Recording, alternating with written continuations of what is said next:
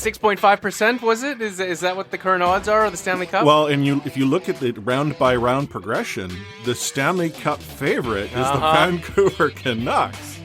Like, what a time to be alive! Talking you through every goalie controversy, scoring slump, and draft lottery bust, this is the C4 Podcast on CanucksHockeyBlog.com. Here they are, the best starting lineup we could afford under the salary cap. Welcome to another episode Chris, of the C4 Matt, Canucks Anna, Hockey and Podcast, Adam. brought to you by the Full Press Coverage Network and CanucksHockeyBlog.com. I am Chris at Lightforce, joined virtually by Anna Forsyth at A4003. I'd like to have something witty to start off the show with, but I am in such a brain fog right now.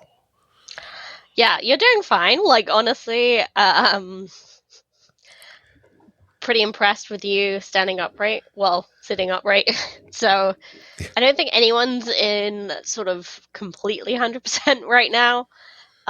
It's like we're in a cold snap. It's February.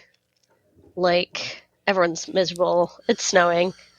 But yeah, I have a slight cold. You have a full-blown cough, I guess.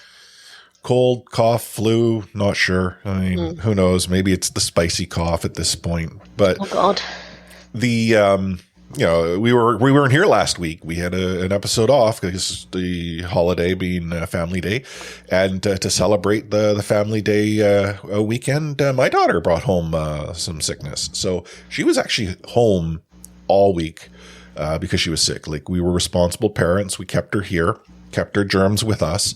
And my daughter, being the loving, kind, sharing kid she is, made sure both mommy and daddy picked up the bug. So I am alive, as is my wife.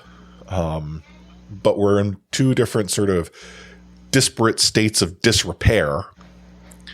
And I think I've talked about it on the show before, but our daughter is 100%. She's back at it. She's full of beans. She's full of stink. And my wife and I don't think combined have enough that'll happen, right? Because kids just love bringing home stuff from daycare or school, and it'll always take a couple days for you to get that. So, yeah, it's kind of bound to happen.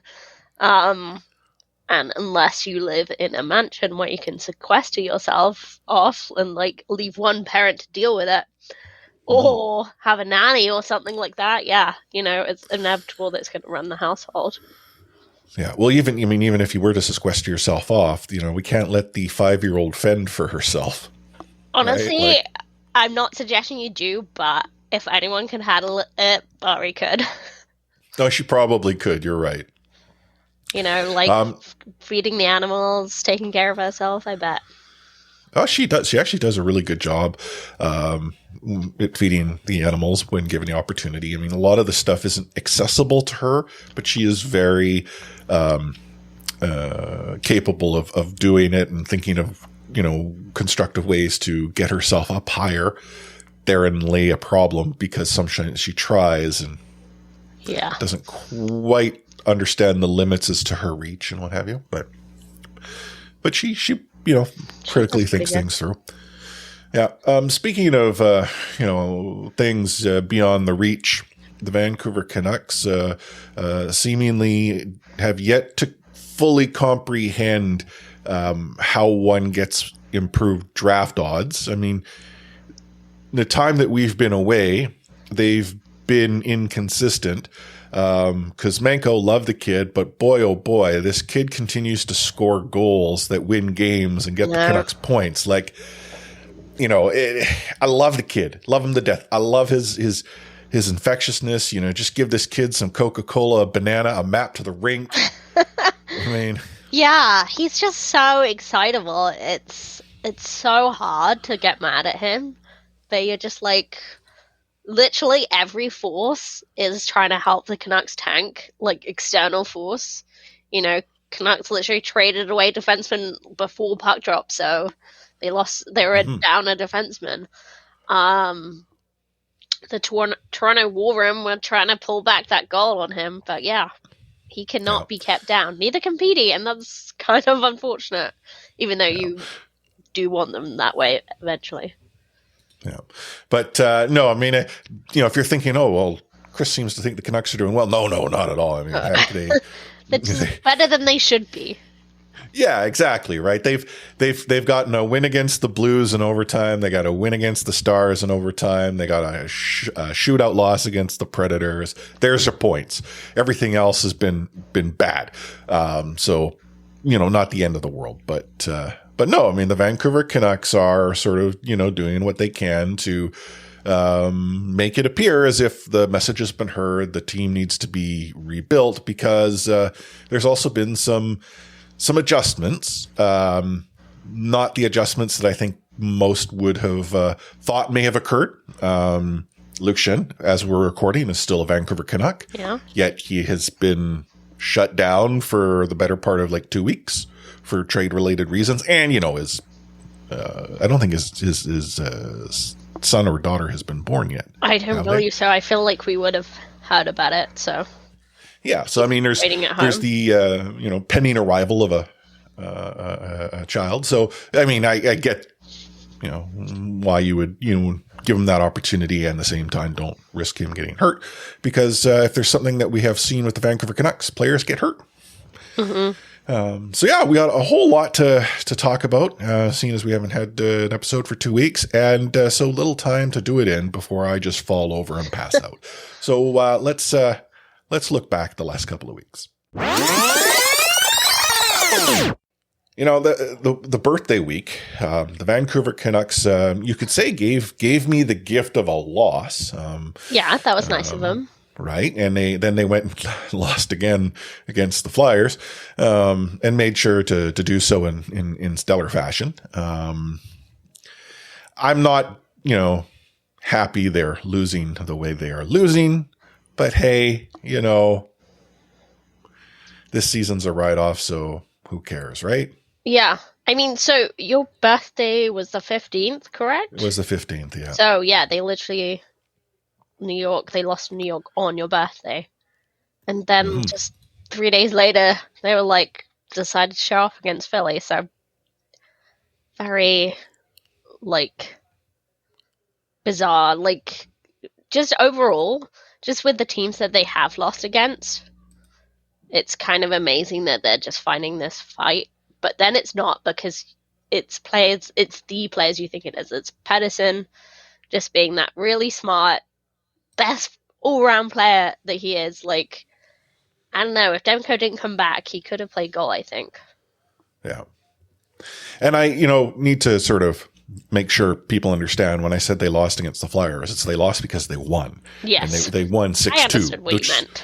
Yeah, I mean, it's, you lose by winning and you lose by losing. It's loss. But yeah, you're the effort that we saw against the Rangers and then the effort we see against the Flyers makes absolutely no sense, as you had said. Game against the Predators, arguably, this game, I mean, I don't want to discount the fact that the Vancouver Canucks did what they needed to do to get back into this one, courtesy of Andrei Kuzmenko in the, last 15 seconds of the third period. Yeah. Right. And then, St. Louis, Vancouver Canucks. I was on post game with Clay, invited me on one of the 30 live stream YouTube things he has. It was the Steve Dangle Podcast Network. Anyhow, and he had asked me, and as some of the listeners, I was like, "Oh, are you happy that the Vancouver Canucks won?" And this is the game that I'm conflicted in, because I love watching Binnington lose. Oh yeah, I do love Binnington being upset. It's just one of the greatest sights in hockey. I agree with that, but and I know what you mean. It's in I didn't want them to win, but I will take joy from Binnington's frustration. Yeah, and you look at the way that game played out. The Vancouver Canucks they were out of it until the third period. At which point they decided they wanted to get back in it. JT Miller scores a shorthanded goal assisted by Petey on, I got to give Miller credit. He had that puck on the way, within a millisecond of it being near his stick. And despite Binnington cheating over to the Miller shot, or expecting the pass, mattered very little. And guess who scored in the final minute of the game to tie it up and send it to overtime? Andrei Kuzmenko. Mm-hmm. And then Petey decided he wanted to end it in OT. So there, you got 2 points. And again, that's the thing. If they're going to have to get wins, I know they will at some point. That's the team you beat. You get the win there. Yeah, obviously, I would have preferred they against. Oh, I know. Give points. Yes, them beating the Bruins, and honestly, like, it was much closer than I thought it was going to be. Like, I expected Canucks to get, like, I thought it was going to be one of those brutal, 5-1 minimum defeats. But Boston, like, considering how dominant they've been this season, only, like, a couple of their players looked that sort of level. I was surprised. I think, honestly, if Canucks had taken those, like, chances they had on special teams, if they had got a bit more favorable luck in the officiating, like, honestly, would have been could have been a tight game. It was, as I say, much closer than I thought it was going to be. So, from that perspective. Well, I mean, the Bruins did play the Kraken, previous to the Canucks game, and that game was wild. Yeah, it's probably like they just completely spent at that point, which is fair. And even in the dominant season they're having, they can't be like. Sometimes you got to win in a sort of half-assed way, and the top line was still very good. But yeah, Sea Loves was remarkably impressive, I have to say. And given the lineup that was happening, don't let that goalie goal fool you. It actually was not that a dominant win. I think the goalies are just crazy, and they will try anything. Well, I mean, that was brought up during the broadcast too. Like, you're up 2-1, and there is some risk there that you ice the puck. And the way Vancouver has played the previous 2 games, is this extra opportunity you want to give them to potentially tie it up? Obviously, that's not what happened. Ullmark got the first goal in 3 or 4 years or whatever it is by goaltender. I don't find it as exciting. I think I'm too British or something, and just like the idea of him trying that was like felt like in bad taste or something. Maybe it's the Bruins. Honestly, I just wasn't as impressed as everyone else. But and I've never. I can't say I follow the Bruins. Why would I? And Ullmark, I don't know much about. But is that something he has attempted before in other games, or was this because there's this thing where we look at Boston, is that they trying to prove a point to Vancouver because it was game 27 of the Stanley Cup playoffs? I very much doubt that was the case. And goalies are not like. I don't want to say let's discount Tim Thomas, because he was a whole other he was way off the base. But in general, goalies are weird. I think the Boston goalie situation is really interesting because it's not completely. They've had to depend a lot on the backups, just because of injuries over the last 2 years, and they do seem to have a really great relationship, the 2 goalies. So I think I'm putting it up to weird goalie. But someone who watches the Bruins more can tell us if that's a thing they have tried before. I would say it's bold. It was bold, but the circumstance. I mean, when you're as good as the Bruins are right now, you can try stuff like this. True. Right? I mean, really, they're playing with a whole lot of mojo that no other team in the league currently possesses. I mean, the fact that it remains, it's been 2 weeks since we last talked about them, and they still do not have double-digit losses. Yeah. Honestly, they're having an insane season, and it's really interesting to see what will happen in the postseason, because, I don't think we've seen this dominant season in a long time. maybe that Tampa season when they got bounced in the first round, that was the closest, I think. Canucks were great in 2011. Were they that dominant? Probably not, but they were definitely the best team.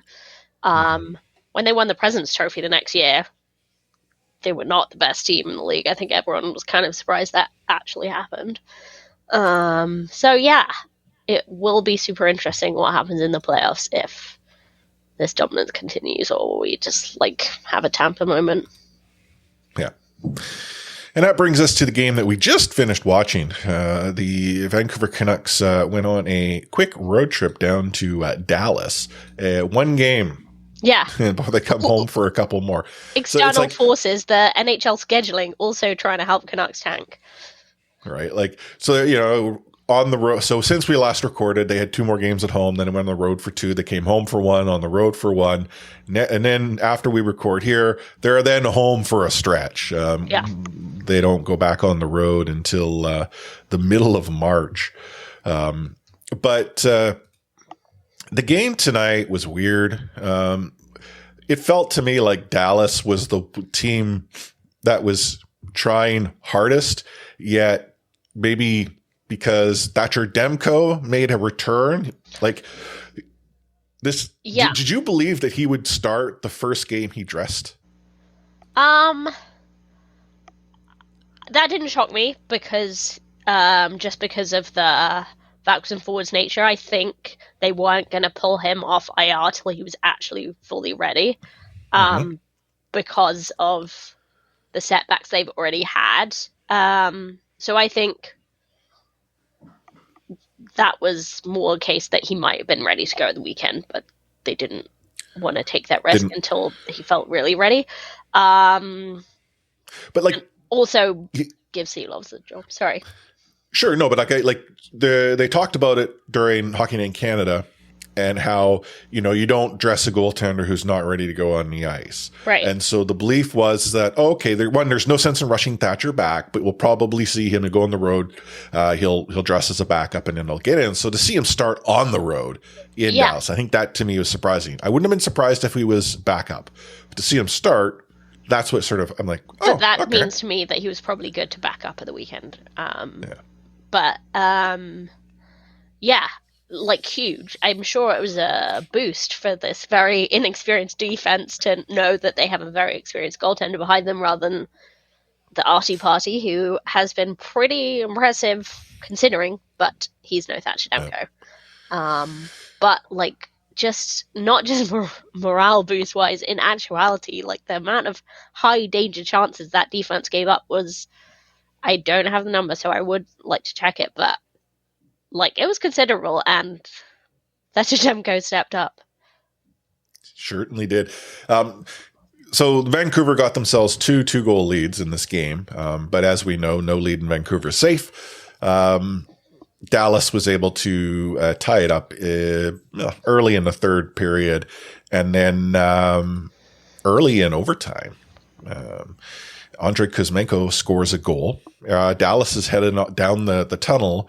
NHL head office, situation room, buzzes over to the rink and says, "No, we need to look at this together." And this is something that, again, I've noticed more and more. I mean, they talked about it on the broadcast tonight. The process that it takes to review these calls seems ludicrous. Like I'm maybe less concerned where this is like game over moment. Okay, maybe you take a little bit longer there.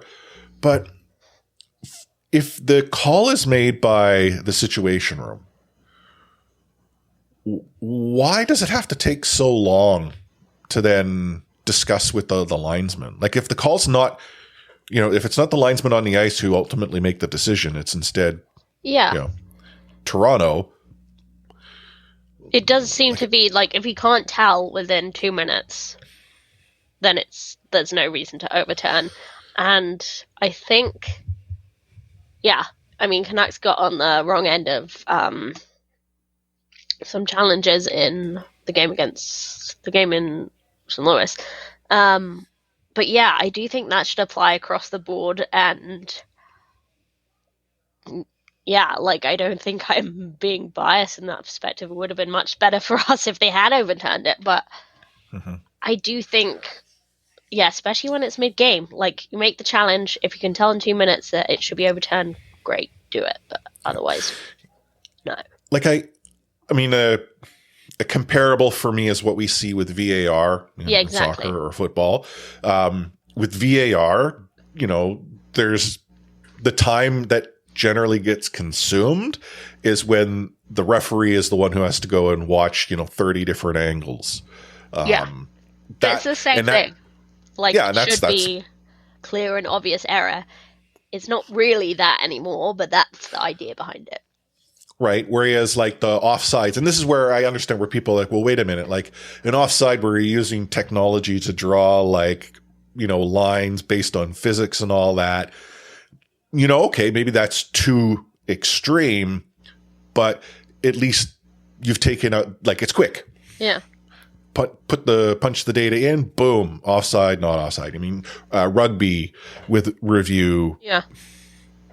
It's pretty quick. And I feel like that slowdown part takes away from the game and the experience. I totally agree. Just a quick off the rails based on that. I've been watching, so I got home near the very beginning of the second period, but I didn't tune in right away because I was watching the cricket, because it was a hugely, hugely exciting end to a 5-day game. New Zealand, England. New Zealand ended up winning by 1 run, so it was very close. But what really amused me is that I've been watching the US feed. It's like a New Zealand broadcast, but broadcast on a US channel. And they kept just cutting away during reviews. Like, they were clearly like, usually if you're watching that on British TV, on New Zealand TV, you would be watching the whole thing. You're waiting for the umpires to make their decision. You're seeing all the replays. But no, the American channel was like, this is probably time for another Geico commercial. Yeah. Affleck. Yeah. Oh, so anyhow, Vancouver Canucks, they win. Kuzmenko, love the kid. Gets himself a goal.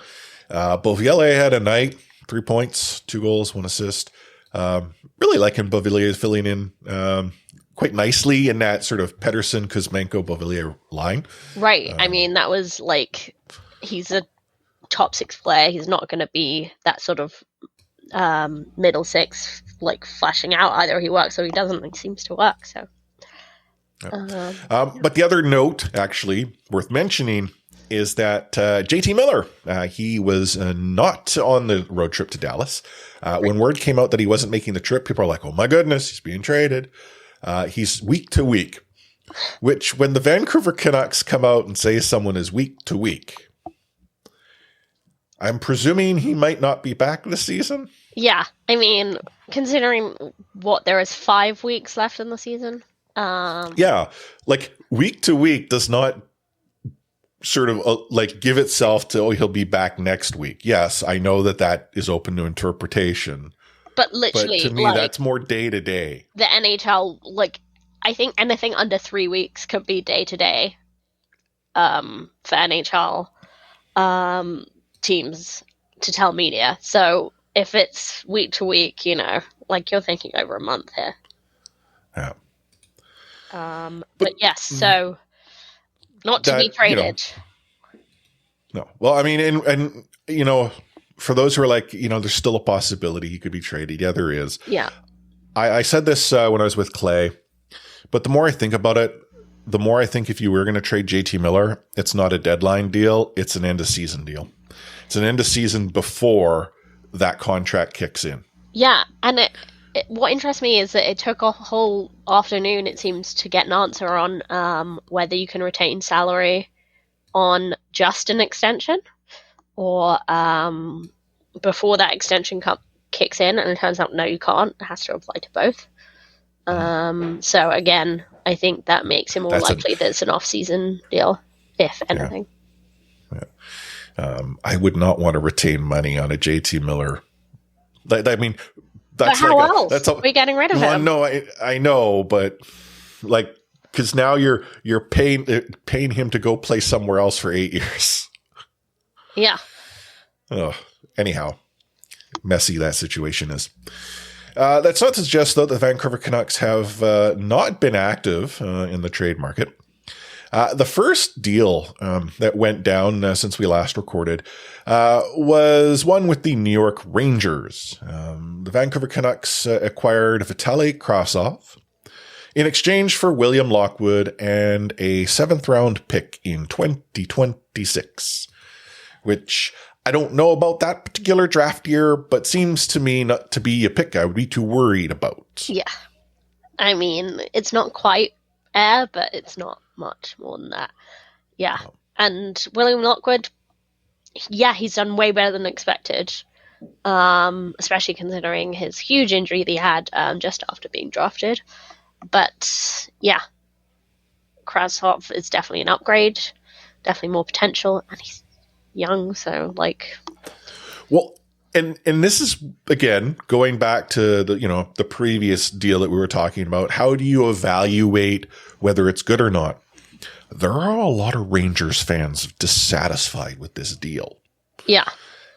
Which then leads me to believe, maybe the Canucks are onto something. Now, I don't know enough about Krasov, but I do know, like, William Lockwood, I wish it would have worked out. He was at one point, considered a top prospect here in Vancouver. Injuries, unfortunately, really set him back. And arguably, you might suggest the opportunity was never really presented to him to grab onto. Whether or not he was entitled to that opportunity, again, very much debatable. Yeah. But these types of deals, these are not deals that I would be at all agitated about. Like the old regime, they would have been, that's 2026 7th round would have been like a 2nd round pick. Yeah, exactly. Right. So. Yeah, I agree. I think I'm pretty happy with that. I hope Will Lockwood succeeds, because if you've watched Abbotsford Canucks over the last few years, he's been a really entertaining player to watch. And at times, like, especially when maybe the likes of Klimovich wasn't performing, when some of the better players were called up in the pre-pod in Höglander in Abbotsford times, like, he was like a class above. So I do think he has NHL player in him. I do think he is an NHL player. And it would be great to see him get a regular spot in a few years' time. Yeah. The deal that was announced today was that the Vancouver Canucks picked up the phone, talked to Buffalo a little bit, and sent Riley Stillman on his way out east in exchange for Josh Bloom. And this deal has me wondering, Riley Stillman was worth that much? Yeah. Like, again, young kid, he's still in the OHL. Yeah, he's 19, but and never heard of him. But, like, he seems to be, one, a good skater, which I think is huge, especially as, the newest acquisition, Ratu, does have some troubles there. But yeah, he's young. He's 19. Riley Stillman was a dead weight, I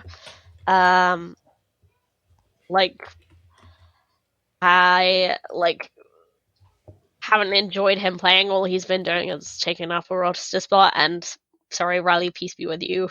But yeah, 5 years he has on Josh Bloom. So yeah. I kind of think you know what you're seeing already with him. Yeah. Well, Canucks Reddit had Riley Stillman as tank commander. Yeah. Right, like Myers was tank lieutenant and what have you. So they were bidding him a fond farewell.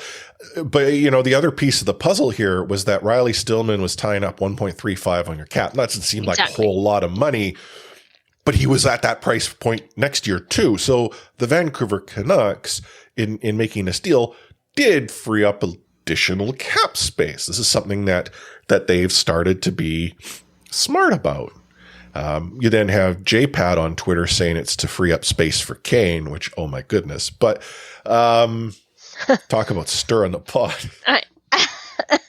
Yeah, that's definitely a stirring moment. But considering how much we complained when Canucks had to acquire Riley Stillman in order to get rid of Jason Dickinson. That's a good result. Yeah. That in less than a season, he's already gone and traded for a younger model. Yeah.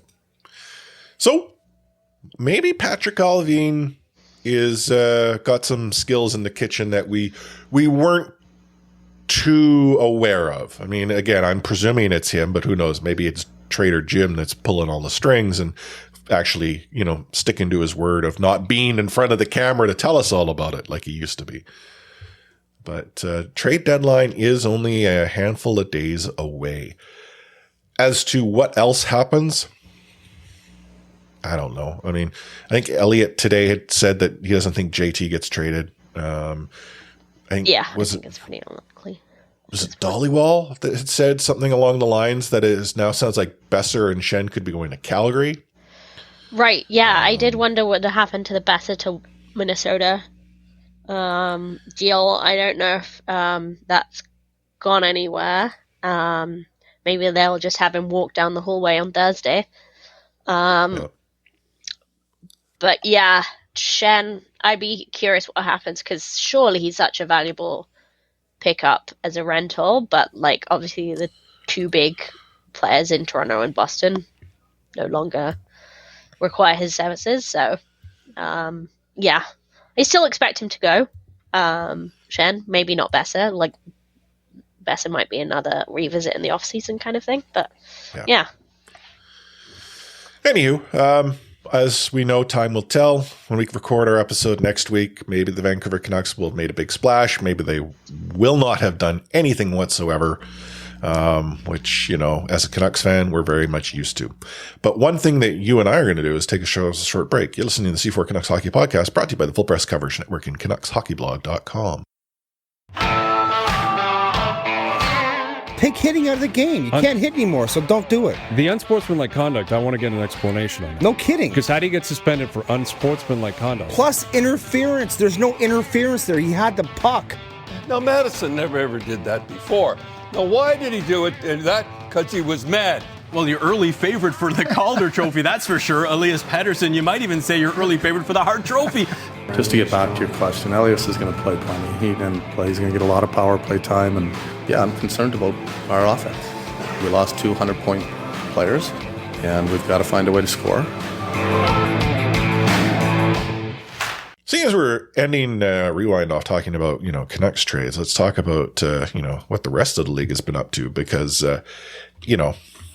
there are some crazy deals going down right now, I wouldn't necessarily say crazy, but when you got 21st round picks just being bandied about, which again, hyperbole and all, it's crazy. Well, you're not far off. Yeah. We've had some wild trades. Obviously, the Jeannot trade stands out. Who knew he was worth that much, and what a Tampa up to. Well, so, I mean, for those of our listeners who don't know, Tanner Jeannot, he has a contract of $800,000, which, would be indicative of a young kid, maybe got some upside. Well, Tanner Jeannot was acquired for Calfoot, a 2023 third, fourth, and fifth round pick, 2024 second round, and a conditional 2025 first round pick. The condition is that it's a top 10 protected.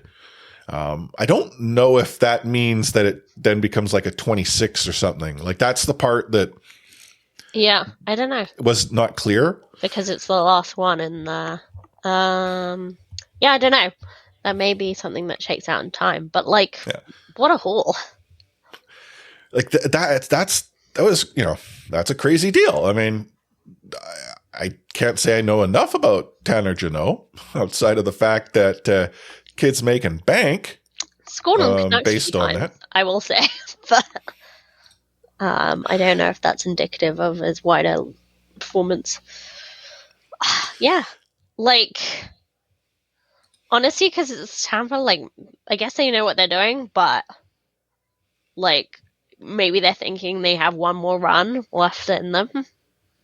Who needs those pesky picks? But yeah, we'll have to see in the off season if it pays off. But yeah, it's funny that it's like two of the bigger players at the deadline are like Toronto and Tampa, and it's like, do you see them both having runs or? Yeah, if we go back a little bit further, we had a 3-way deal between the Bruins, the Wild, and the Capitals. Ultimately, the Capitals found themselves acquiring a whole lot of picks. And they also got themselves Craig Smith to the tune of 3.1 on the cap. Yeah. But, for Boston, Boston got themselves Garnet Hathaway, the signing rights to Andrei Svetlikov, and Dmitry Orlov, where his contract was half retained. Minnesota, they got themselves Dmitry Orlov's retention from Washington. So this is yeah. So Minnesota essentially said, "Yeah, we'll take some cap, thank you." And then Boston takes the player, in return for a pick. Canucks said they'd be willing to be one of those facilitators, but nothing has come off so far. I will say one of the trades that intrigued me obviously was the long-awaited Timo Meier trade. That kind of, we knew it had gone down, but no one knew what the return was at all. But it did make me think, is there a limit to the number of players and picks you can trade? Probably not, eh? I just wonder if you traded 5 players, are you allowed to do that? I guess you are. I think so. I don't think there would be any limit. Really, the only thing that you need to do as far as an organization is concerned is ensure at no point in time do you exceed the salary cap. They can't, in a consummation of multiple trades, they can't exceed the cap at any point throughout. Yeah. So, how things are passed through, which is why a 3-way deal. You have a limit of contracts. Yeah. And then, contracts being the other one. So cap and contracts. Beyond that, have at it. If you want to swap rosters with someone else, go for it.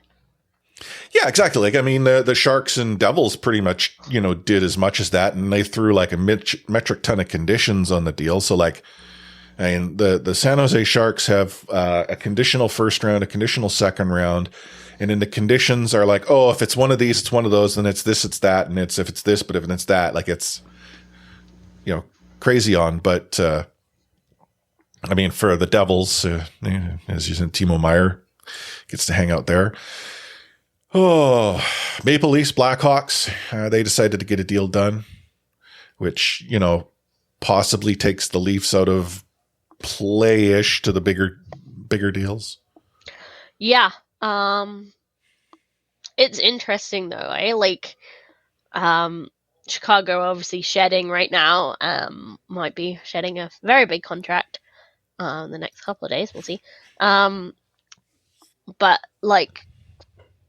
the amount of willing participants, that's what I find funny, I guess. That's just oh yeah, we'll take, you guys are doing so well this season, we'll take a couple of your players. I'm sure they'll turn it around. Yep. So, speaking of the Blackhawks have 2 first-round picks in 2023, 2024, 2025. Yeah. They've got 3 second-round picks in 23, 2 in 24, 1 in 25. They got 2 third-round picks in 23 and 24. This is a team that's in full rebuild mode. And guess what? They might have some pretty serious odds for Connor Bedard. Yeah. Yeah. In contrast, I think, was it someone saying about Tampa just having 2 picks in the draft coming up or something? I don't know. But I'm always amused by how that shakes out. But yeah, Chicago are really... I don't want to praise the Chicago organization and say they're doing a process right, given their history, but yes, that is what you want to do.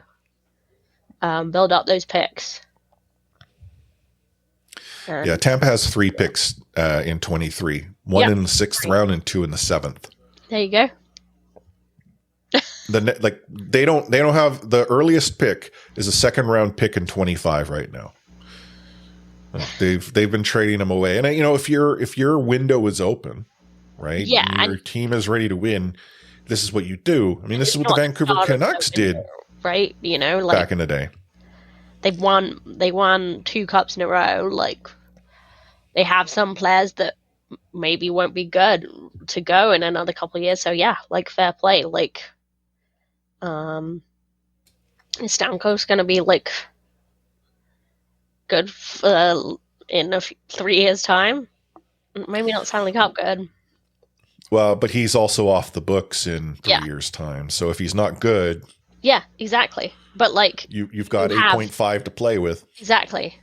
But you have Steven Stamkos now, and you have this elite player now. You have Vasilevsky now. Like, I don't know how. Like, I know goalies are voodoo and they age differently, but he's been around a long time, hasn't he? What, Vasilevsky? Yeah. Well, he's 28, and he's signed through to 28. Yeah. Okay. He looks even younger. Wow. Voodoo. Well, they are voodoo. Back up Brian Elliott. I mean, he's 37, so. Yeah, Brian Elliott.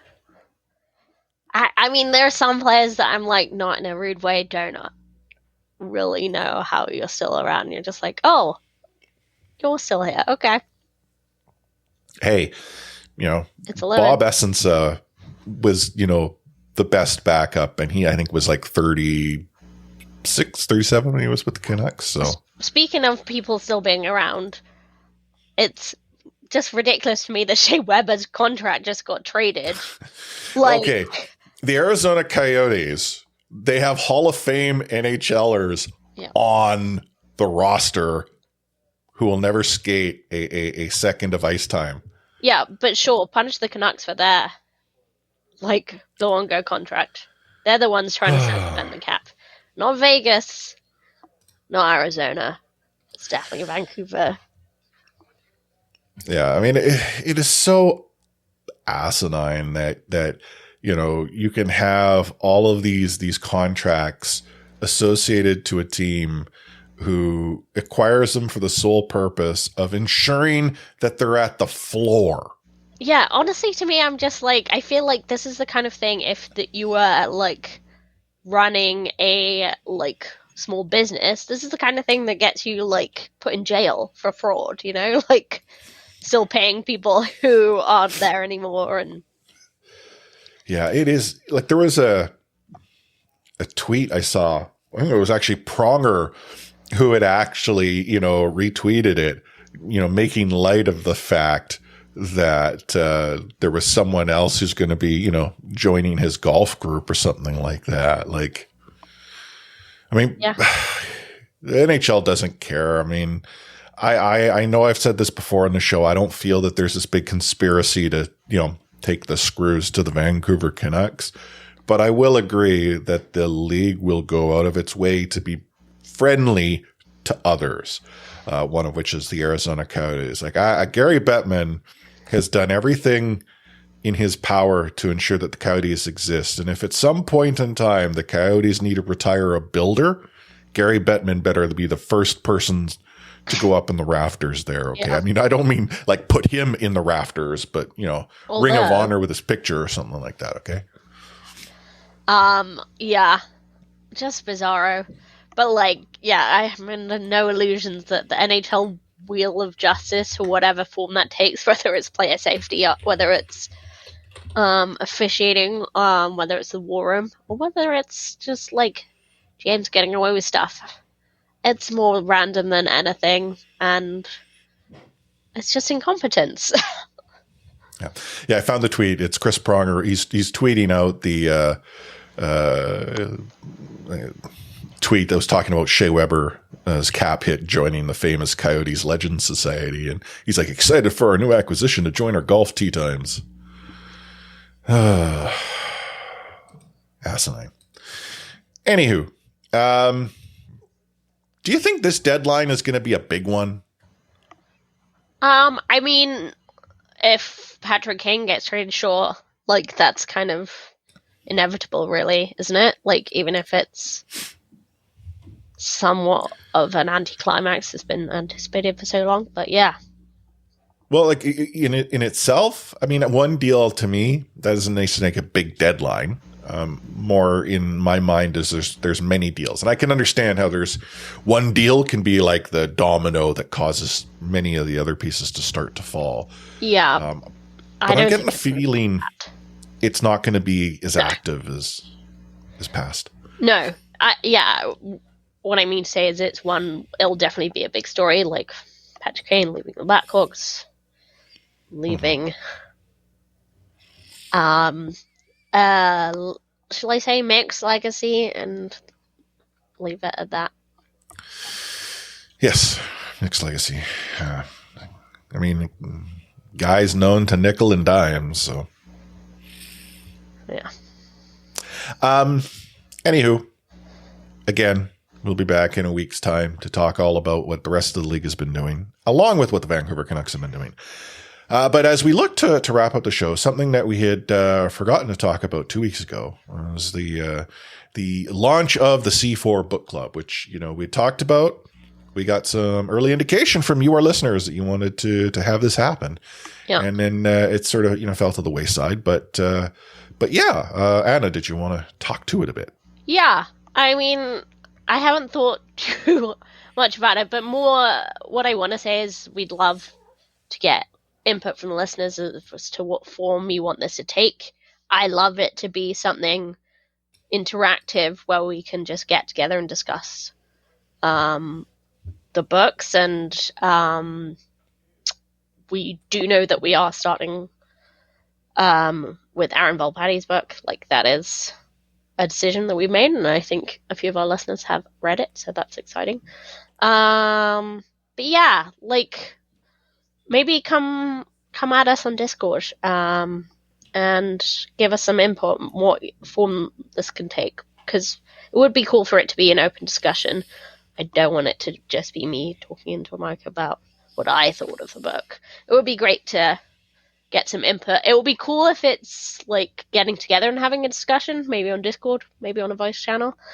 But if that isn't possible with all the time zones that we're dealing with, maybe we'll just have a book club channel. But yeah, maybe that's what you guys would prefer. So please let me know if that's what you want, and we'll put a deadline for those of you who haven't managed to read the book, and that'll be our first book, and we'll take polls. Maybe we'll rotate who gets to choose the next book. Sounds like a plan. So you heard Anna. Talk to us in Discord. Give us some suggestions. What type of format do you want this to look or take? And from there, we'll look to make it happen. As she said, she doesn't want to be the only one talking into the void about the book. We should be collaborative. And I, don't want to also mention to you can't see that she was looking at me with daggers. So I was not actually, but no, you can't take it back. I saw it. Okay. It. Yeah, listeners, you can trust me. Anna picks on me all the time. Speaking of picking on old people, the Clay Who tweet. I was talking to him obviously, and he's like, "Was that Anna?" I'm like, "Yeah." Am I the one who goes and says Clay Who? Like, also to me, I was just like, "Yeah, I'm just like." That was a very neutral tweet to me. That's just his name, Clay Who. Like, yeah. It's funny to me that he took offense, but yeah. Well, I mean, and for longtime listeners of the podcast, that's podcast meta right there. That is something that goes back to the days of you and Clay never being together, because yeah, and so he started it in a way. Like, we literally met in London before I was ever on the podcast, even as a guest. We met in London, and then I moved to Vancouver, and he spent the rest of the time avoiding me. So, yeah, well, so rude. Yeah, Clay person. He started it. Such a negative Nelly he can be, But here we are at the end of a show. couple final notes. You obviously know where to listen to us because you're listening right now. But if you happen not to yet subscribe to us, we publish episodes each and every week, except for those weeks where there happens to be a holiday and we take much needed rest and respite. If you want to support our show, help keep the lights on, for instance, you can do so financially by supporting the show through Buy Me a Coffee, or the easiest way to get there is to go to support.c4podcast.com. And you can choose to either support us on a recurring basis, monthly, or just buy us a couple of pints and throw some money as a one-time, donation or gift our way. The Buy Me a Coffee, I really wish we could sort of rebrand it to like Buy Me a Pint. Yeah, because it's us. Yeah, but not that I have anything against coffee. I know, that's my main fuel, but... Yeah, coffee gets me going. The pint makes the day, Yeah. All that nice at the end. Or, sometimes, halfway through. But, C4 Discord.com/C4 podcast, seeing as we referenced it earlier. And if anyone ever wants to leave us a voicemail, speakpipe.com/C4 podcast. You can drop us a note there. And as we've always said, we will play your voice on our show. Advertise your own podcast. I'm surprised that, Faber or Quads haven't just recorded something. Bowman or Stanch haven't done that because, we have promised that if it gets said on the voicemail, we will include it. So even those who are dead to us. Yeah. But any final words of wisdom there, Anna? I'm just going to take a moment to give us both a pat on the back because throughout this episode, Chris has had coughing fits. I've literally been wiping my nose on my shirt because I don't have any tissues. So we are not running at 100% here, you guys, but we battled through for you. So, no kidding. Yeah, hope you're enjoying. Yeah, and sorry about that image. Yeah, I mean, my coughing fits are probably, more appropriately visualized than what sorry, Anna's Mom, using her shirt for. My manners. But desperate times. Hey, I get it. I completely understand. The final words for me, wash your hands. Because trust me, wash your the shirt. Germs are everywhere. And wash your shirt, just in case. It's all those things that we learn growing up not to do that we still do as adults today. Yeah. But on behalf of Anna, A460 through myself, Chris at Lightforce, signing off this episode of the C4 Canucks Hockey Podcast, brought to you by the Full Press Coverage Network and CanucksHockeyBlog.com with We Out.